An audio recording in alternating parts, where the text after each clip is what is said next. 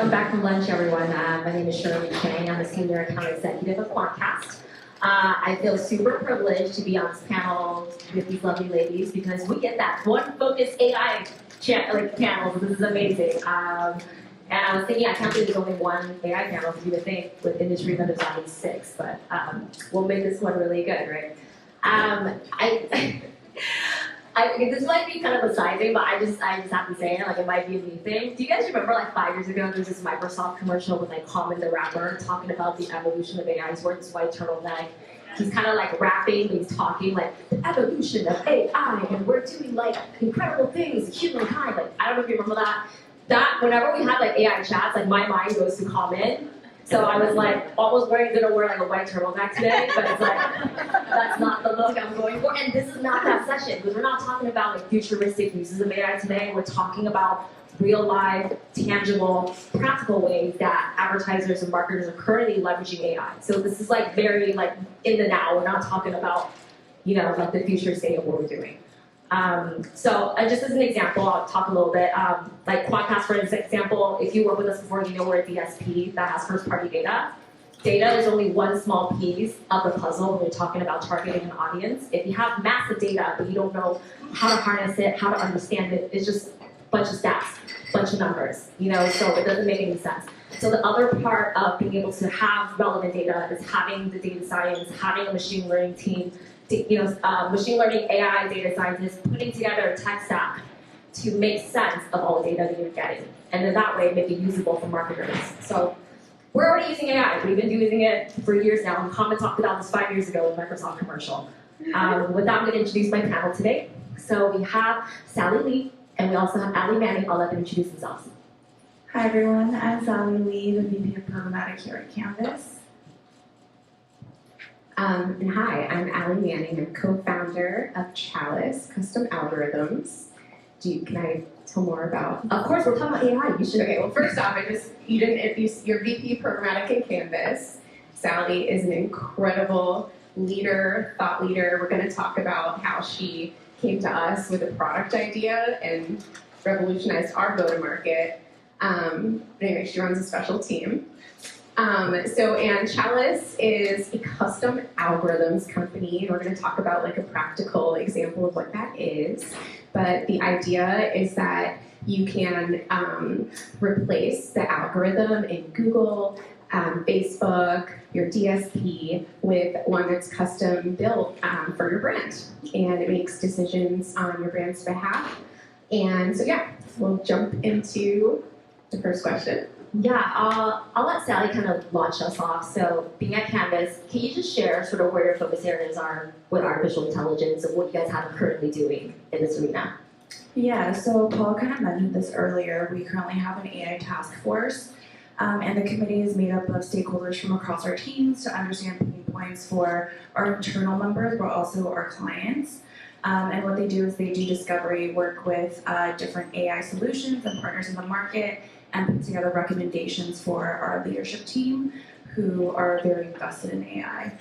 One of the projects that came out of that is AI-powered dashboard. So we're using LLM to visualize data for analytics purposes. Paul also mentioned that we hosted an AI summit in Q1, and we covered topics across creative, how generative AI is changing creative in the ad space, media strategy and workflow, how we can leverage AI to streamline our operations, as well as legal, like the legal implications or ramifications of generative AI in the media space.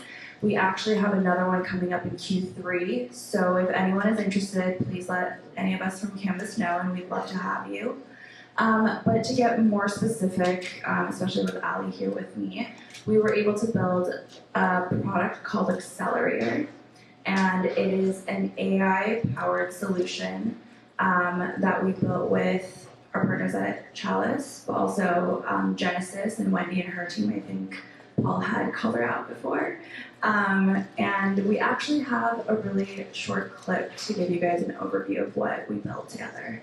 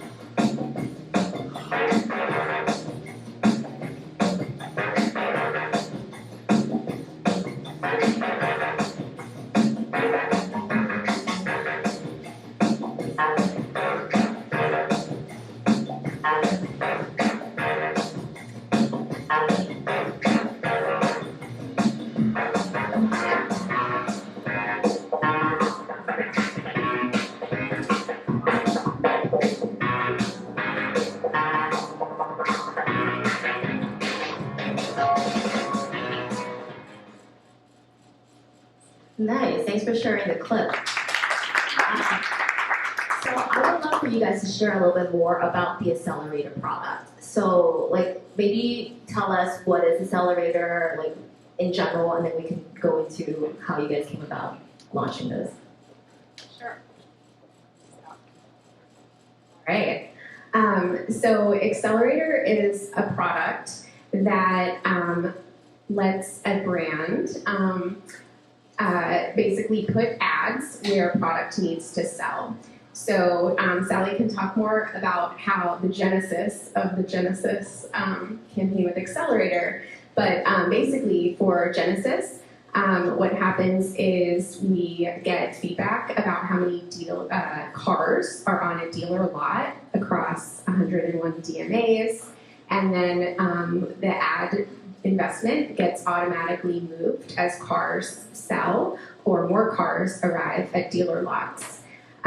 So at the time, it was really important that that Genesis not put ads where there were no cars to sell. There were a lot of supply chain issues. I think there still are to some degree. And then, of course, put more ads where there's more product inventory.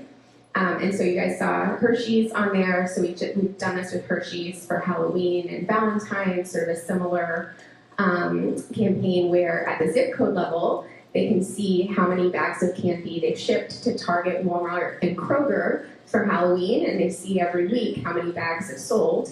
And what they want to do is sell 90% of the candy before Halloween day.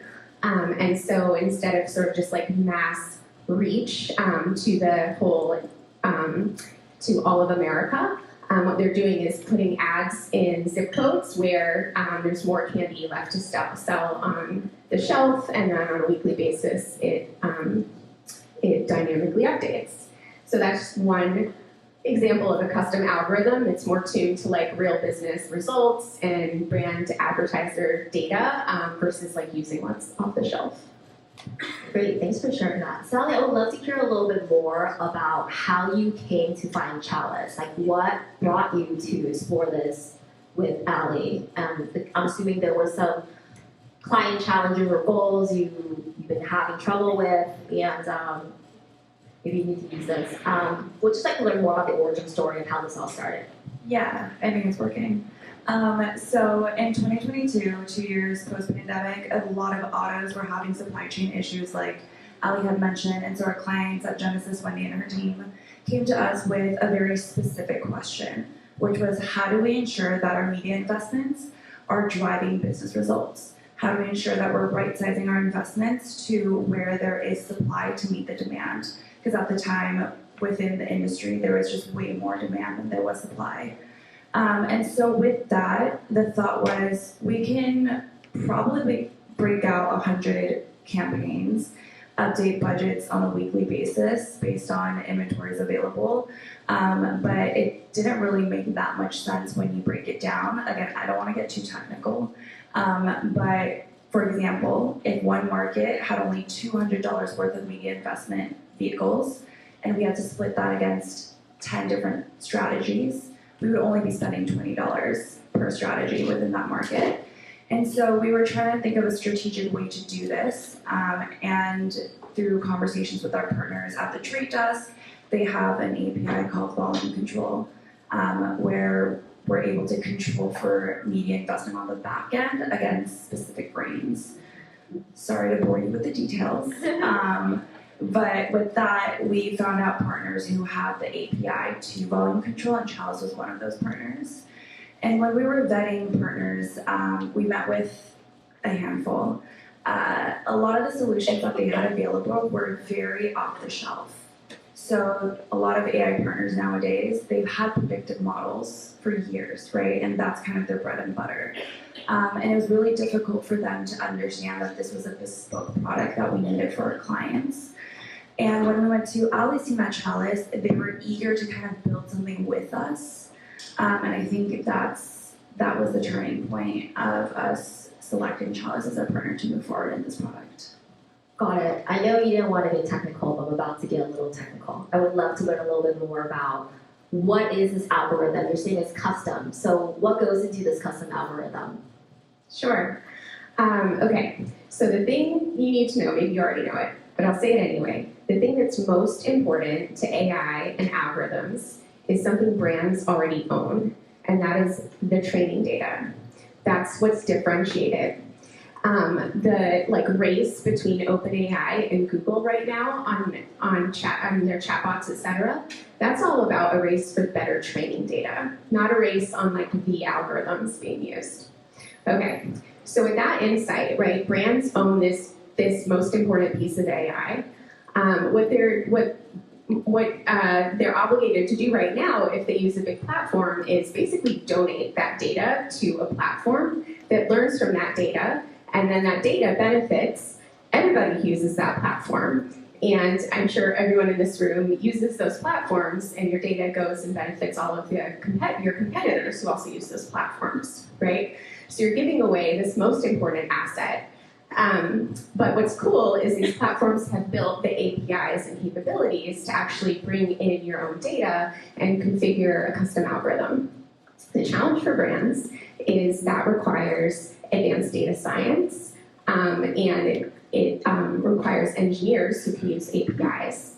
So we simply built a software platform that is just data science software, where a brand can bring in their own data or maybe use data from third parties that they really care about, like we're talking about integrating an ad verification partner's data, data that we know that the brand knows matters to them, and then also get to choose an outcome that's smarter than a marketing metric, right? Marketing metric is like a better click-through rate, my video completion rate, like my last touch conversions. I've never heard a CEO on an earnings call say, oh, brand lift increased because our video completion rate was above 90%, right? Like, never. So right, but we can build an algorithm that is trained to survey data that use from your brand lift partner. We can train an algorithm that's trained to store sales data, stuff that CEOs actually talk about in earnings calls. Okay, so it's really just about the data. We, of course, use the most advanced machine learning, blah, blah, blah. All that's open source, though, so you just really need smart data scientists. What matters is the data, and so you just build something that brands can pipe into, and so that's why we say, it's AI that's yours, because it's not, our proprietary data driving the algorithm. Got it. Okay, I'm going to put you on a hot seat just for a second. So then you're saying that this is technically a custom algorithm that will override a DSP's algorithm. Is there instances where it actually will work in tandem with the DSP's algorithm, or typically it would just be this would be, it? Yeah, so it can, it's custom configured, so a lot of times it can, we call it complement, or a lot of times it's just doing what's different than the DSP algorithm. So the DSPs, the Googles and Facebooks of the world, they've had to build powerful algorithms whose number one purpose is to serve thousands, if not hundreds of thousands of advertisers all at once, right? So it's a very powerful algorithm for making decisions for a very large set of customers. Most brands, though, are unique and special and amazing. That's why they're successful brands, because their products are unique, special, and amazing. And they usually have needs that expand beyond it. So usually, so these platforms have created these advanced APIs and customization because they know that, and they know they're not going to build it for the brands themselves because they need to be scalable. But they know, especially strategic and larger brands want something more. Sure, that makes sense. Sally, I would love to hear a little bit more about how this worked out for you guys from a results perspective. So I know that, I think I read that the Accelerator product actually won awards, right? It was shortlisted for Cannes Lion, and it was actually the winner of Adweek Programmatic Media Plan of the Year last year. That's super awesome. Congrats on the success. So we'd love to hear some metrics. Like, what did you see by implementing this custom algorithm? What kind of results did you see, and sort of where do you see you scaling this from this point on? Yeah, so before I get into that, I really want to touch on what Ali just mentioned about how AI works for media activation, especially in like the programmatic space, and especially when you have the data sets to support machine learning. The biggest thing for us and for Chalice, I'm sure, is the customization piece, and I don't think it's been highlighted enough. The way that AI is going to work better for us is if we make it work for us, right? So a lot of the platforms have algorithms, they have predictive AI, but it's all based on a specific outcome, and they will feed their own data, and they have, data inputs that they have pre-configured. But with a partner like Chalice and with, more customizable algorithms and AI available, we can select the data inputs. And this is really important, especially if you're like a financial client, and you have, or if you're, like a home loans client and you have FHA regulations that you have to abide by where you can't input certain data signals into your algorithms. That's where partners like Chalice and, these custom AI algorithms really can help, is that we get to say we don't want that data in our algo, and we have the controls for that. What was your other question? Sorry. I would love to learn more of these successes, and how do you see the scaling for your organization now that you've seen success with this program or this product you built? Yeah, I think, I don't have the number on the top of my head, but I believe that after 3 months of running Accelerator for the first time, Genesis saw the best sales month to date. I'm sure we've beat that since. But in terms of scalability, we have scaled it out to our other clients in different ways. So again, with the data inputs, we have total control into what kind of data we want to feed into the algorithm. So for one of our clients, we're looking at competitive data, right? So how many competitors have products in that market? Should we invest more? Should we invest less? And so we have been able to scale it out and nuance it because we were able to build that foundation and that customized product with our clients and our Chalice team. Got it. That's awesome. So another question for you guys is, now you've seen success with Accelerator, like how do you see this growing beyond what you're currently doing in terms of like the current usage? Like, I guess this is more of a question for Ali since you're kind of running the product, but where else can you scale this custom algorithm? How do you see other tangible ways to use it today? Yeah, so, okay, so we're like in this sort of space of being a software company that's also custom, and if I try to explain that to a venture fund, they're like, oh my god, like it's mind-breaking. But the way to describe it is, we've sort of built like Legos. So imagine like we build an integration, or we build a new feature, or even like foundation of a product. Those are all kind of Legos that we can then like reassemble for each brand, and then we'll often like make a new integration, etc., depending on our brand's needs.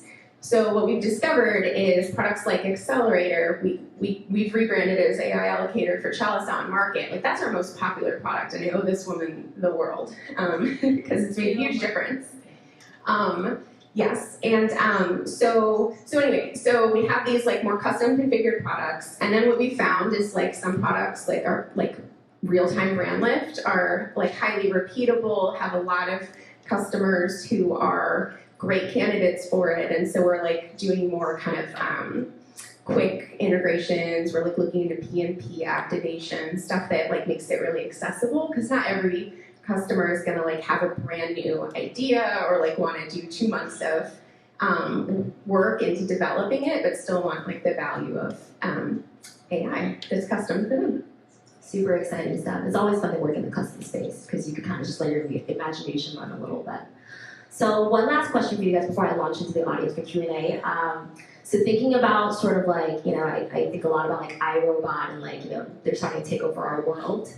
where do you guys draw the line between the work that we're doing as humankind and what the machine is supposed to be doing for us? Or do you guys see us doing a lot more, or is there a line that you draw in the sand in terms of working with AI, understanding AI capabilities? Okay. I like to think of ourselves as the architects, and we kind of design what we need from AI. And so that's kind of where the human element comes in, and I think it's really about working with AI. To your question about iRobot, I don't think there should be so much fear with leveraging AI, even when it comes to work streams, right? A lot of people think AI is going to take over because we don't have to have people do X, Y, Z. Trust me, you will still need people to do X, Y, Z. And so I think it's just about understanding what AI is, what it can do for you guys and your brands, and customizing it to fit your needs. Yeah, so Sally, how many people did you lay off or fire after using Chalice? Zero. And how happier was your programmatic team by not having to go in and like pull buttons in a DSP and like triangulate reports and try to like modify bids? Oh, all of them, everyone. Okay, yeah. So we think it just makes people's jobs more strategic.